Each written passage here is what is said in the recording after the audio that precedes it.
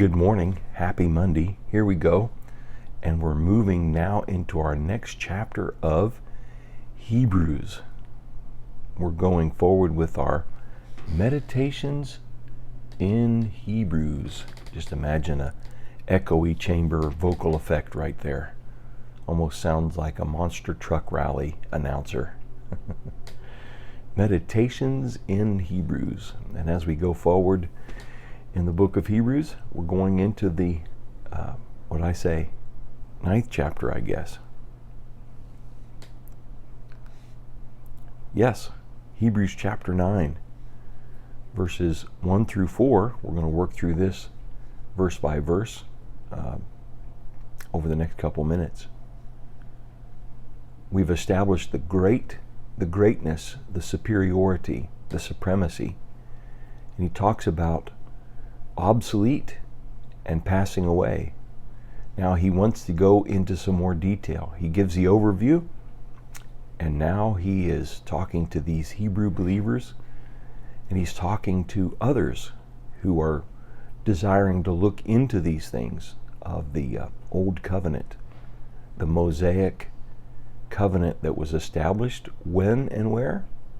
It was established on Mount Sinai. They said basically, you tell Moses everything. He'll tell us, and we'll do it all. We will do it. Famous last words. The problem was that he found fault with them. Was he because he was a nitpicker? No. He found fault with the people of Israel because they were not lining up. They were not turning their heart. The key was, hear, O Israel, the Lord our God, He is one, and you shall love the Lord your God with all your heart, your soul, your mind, your strength. This was in direct comparison to the multiple gods and goddesses of Egypt. They had come out of severe idolatry. They had come out of Egypt where everything had a god or two or three. And so they had a world in which they believed there were all sorts of gods. Now it was probably directly connected to the idea of the fall, the fallen ones, the Nephilim, and the angels who had come down upon Mount Hermon before the flood of Noah. In fact, arguably triggering the flood of Noah because of their great corruption. The fall which had happened in the heavens had come and manifested itself upon the earth. Adam and Eve falling was not the simple part of the picture, but also heavenly beings, higher beings, beings above that dimension of the physical reality, that they came, and having watched God build and design the whole physical world, they came with a plan and a strategy to corrupt the physical world, much in a play to thwart the idea of his seed will crush the serpent's head. You begin to see the war playing out, and it's playing out in a very physical way, and that would cover Genesis chapter 6, and it would cover the events of the flood of Noah.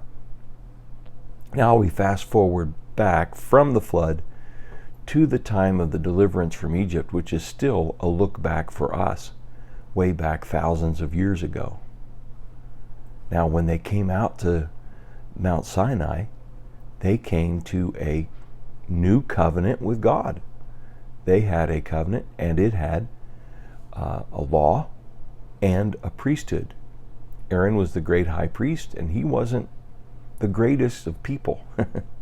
He had already led them in building a golden calf. An Apis bull was built, and they sacrificed and danced to it. And so Aaron arguably led them into idolatry. He becomes the great high priest. Then we move forward from that point, and we find these words that were echoed in the previous chapter. I found fault with them. Not because God is nitpicking, but because even though he is looking to reconcile them to himself, They do not love the Lord their God, and him only they do not serve. They turn to utter idolatry. And so the problem with that is we need to now do away with this covenant, and we need to institute a new priesthood. That's what we've covered so far. Now he's going into more detail. Now the first covenant had regulations for worship and also an earthly sanctuary. A tabernacle was set up. That's what we understood that they did. After Sinai, they put their stuff together, worked very diligently, cooperated. There were miraculous gifts of abilities distributed to people. Some came out of Egypt with skills they had learned. It was all put together, and without fighting and squabbling, they worked diligently and did everything Moses commanded them from what he saw in the mount, and they made the tabernacle. In its first room were the lampstand and the table with its consecrated bread. So as you walked into this first room, on the left side, as you would turn to your left, was the lampstand. Directly ahead was something else, not described here yet. Turn to your right, and there was a table with consecrated bread, 12 loaves, representing each of the 12 tribes of Israel. And this was called the holy place. This priest walked into this place every day. He had duties in this room every day. So to the left, a lampstand. Directly ahead, a tapestry hung, a thick curtain across the whole room. And in front of it, we're about to find out. Behind the second curtain, we're looking, imagining that curtain in front of us. If we were to move past that curtain, we would be in another room, a smaller room, a square room, called the Most Holy Place, which had the golden altar of incense. Right before that curtain, I told you there was another object there. There was the golden altar of incense in front of that curtain, because behind that curtain was the holiest place of all, or the most holy place. In front of that curtain is the golden altar of incense. This is the place where the priest Zechariah is ministering, and the miraculous birth of his son John is announced. Elizabeth is going to be touched, she's going to be healed, she's going to be given life, and you are going to be able to conceive a son with your wife Elizabeth, even though she's old and has never been able to give birth to children. And behind that curtain, in that most holy place, is the gold-covered Ark of the Covenant. Now we're going to move into the holiest place of all, and we're going to talk about that.